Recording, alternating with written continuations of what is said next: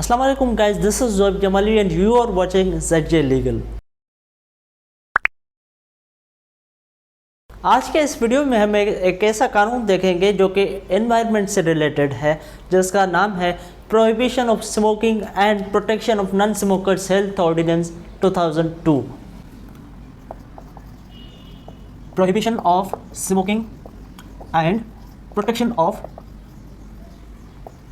Non smokers health ordinance. इस ordinance के title से ही आपको पता चल गया होगा कि ये ऑर्डिनेंस किस बारे में है। बिल्कुल आपने सही सजेस्ट किया है, ये ऑर्डिनेंस स्मोकिंग को प्रोहिबिट करेगी और जो नॉन स्मोकर्स हैं उनके हेल्थ को जो है वो प्रोटेक्ट करेगी, ये नॉन स्मोकर्स। ठीक है,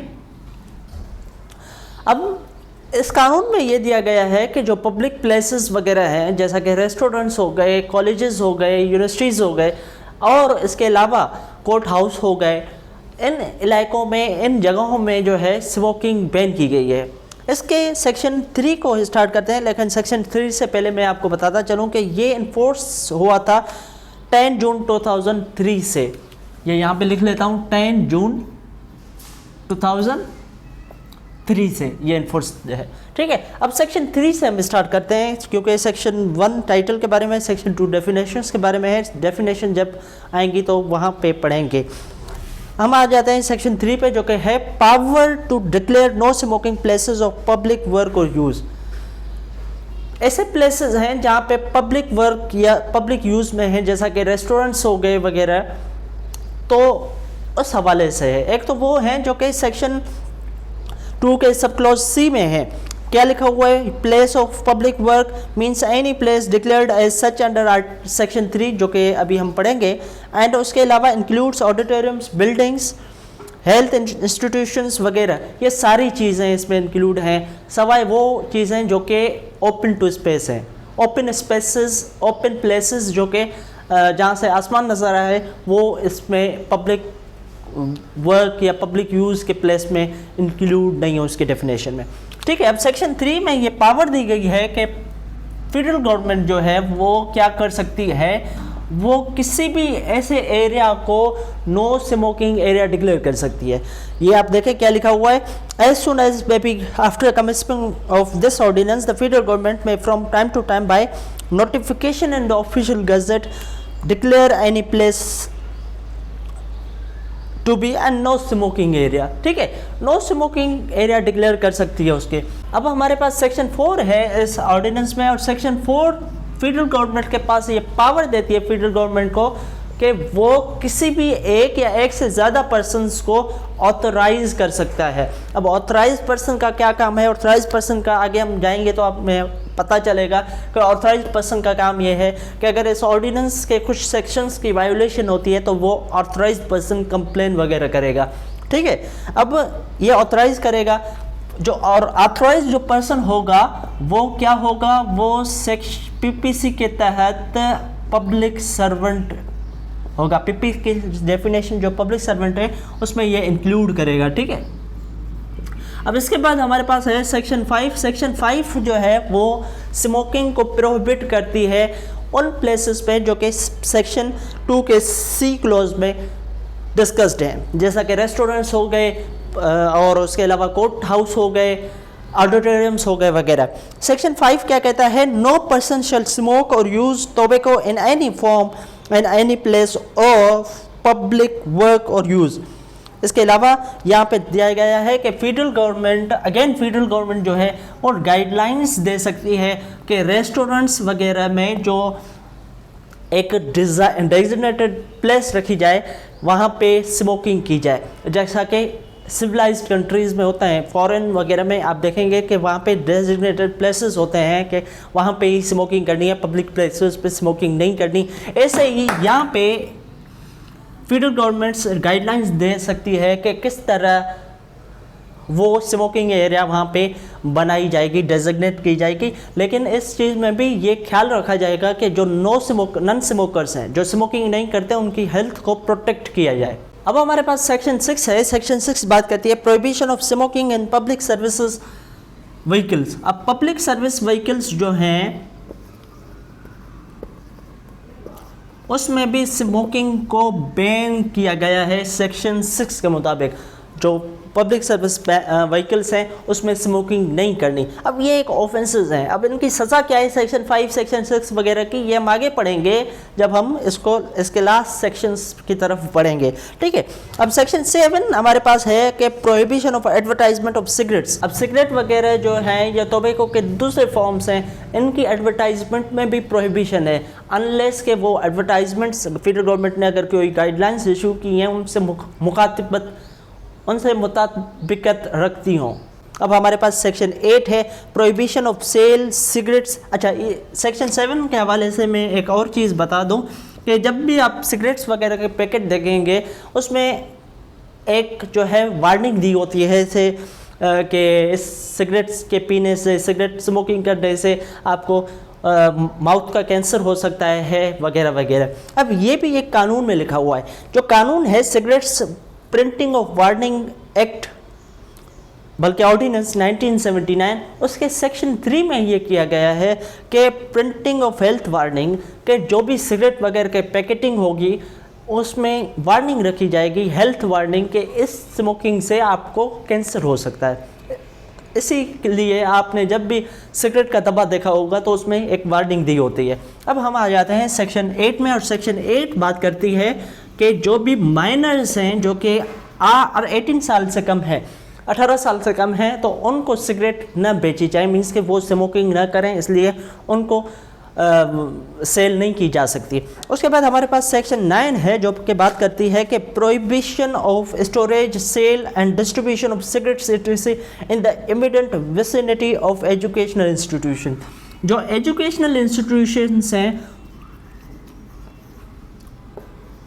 उनमें उनकी विसिनिटी मीन्स उनके आसपास भी जो सिगरेट्स वगैरह हैं स्मोकिंग वो न बेची जाए, न ही वहाँ पे स्टोरेज की जाए। यहाँ पे मैं बिल्कुल बार बार स्मोकिंग की बात कर रहा हूँ, तो स्मोकिंग क्या है? स्मोकिंग मीन्स स्मोकिंग वो टोबैको वो किसी भी की फॉर्म में हो, सिगरेट के फॉर्म में हो, सिगार के फॉर्म में हो, या किसी और इंस्ट्रूमेंट के फॉर्म में हो, ये सारे के सारे इसमें इंक्लूड हैं। अब यहाँ पे सेक्शन 9 में ये कहा गया है कि जो एजुकेशनल इंस्टीट्यूशंस हैं उनके 50 मीटर के एरिया में स्मोकिंग वगैरह नहीं बेची जाएगी, नहीं वहाँ स्टोर वगैरह की जाएगी। और ये तो कानून है। अब आप प्रैक्टिकली देखें तो सिगरेट्स एजुकेशनल इंस्टीट्यूशन के नज़दीक का एजुकेशनल इंस्टीट्यूशन के अंदर बेची जा रही होती है। कहीं कहीं रिपोर्ट्स आती हैं कि एजुकेशनल इंस्टीट्यूशंस के अंदर चेस वगैरह भी बेची जाती है। अब हमारे पास सेक्शन 10 है, और सेक्शन 10 बात करता है कि जो पब्लिक प्लेसेस वगैरह हैं उनमें बोर्ड्स लगाए जाएं और वहाँ पे लिखा जाए, वहाँ पे अवेयर किया जाए कि नो स्मोकिंग जोन है या स्मोकिंग इज़ एन ऑफेंस, ये वहाँ पे लिखी जाए। कौन लिखेगा? जो भी उन पब्लिक प्लेसेस या रेस्टोरेंट्स वगैरह के मालिकान हैं, इंचार्ज हैं, या फिर जो मैनेजर वगैरह हैं वो लिखेंगे। अब सेक्शन 11 पेनल्टीज़ के हवाले से बात करती है। सेक्शन 11 कहती है कि सेक्शन 5, 6 और 10 की अगर वायोलेशन होती है। 5 क्या था? 5 ये था कि स्मोकिंग नहीं करनी। 6 क्या था? 6 ये था कि पब्लिक व्हीकल्स में स्मोकिंग नहीं करनी। और उसके अलावा 10th क्या था कि पब्लिक या जो एजुकेशनल इंस्टीट्यूशंस हैं, बल्कि एजुकेशनल इंस्टीट्यूशन के नज़दीक वो स्मोकिंग वगैरह न भेजी जाए। अगर इन सेक्शंस, तीनों सेक्शंस की वायोलेशन होती है तो उसमें फ़ाइन है। अब फ़ाइन कितना है आप देखें, 1000 का फ़ाइन है, क्योंकि ये 2002 का कानून है और अभी नाफिजुल अमल है, लेकिन इसमें कोई इन्फोर्समेंट है ही नहीं।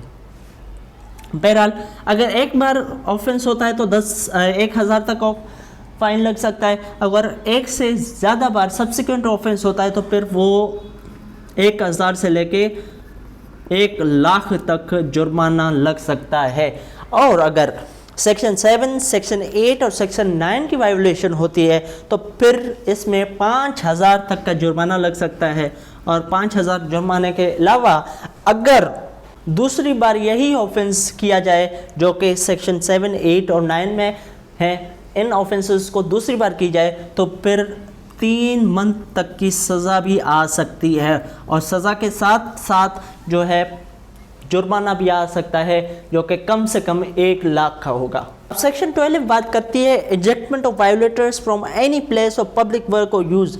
कोई भी ऑथराइज पर्सन कौन है, जो कि सेक्शन 4 में फेडरल गवर्नमेंट ने जैसे ऑथराइज किया है, या कोई पुलिस ऑफिसर जो कि एटलीस्ट सब इंस्पेक्टर के रैंक का हो, वो अगर कोई वायोलेट करता है, मीन्स कि स्मोकिंग नहीं करनी और वहाँ पे स्मोकिंग कर रहा है, तो वहाँ से उस आदमी को निकाल सकता है, इजेक्ट कर सकता है उस आदमी को। लेकिन ये सिर्फ कानूनी बातें हैं और प्रैक्टिकली जो ऑथराइज ऑफिसर होगा और जो पुलिस ऑफिसर्स हैं वो खुद सिगरेट पी रहे होते हैं।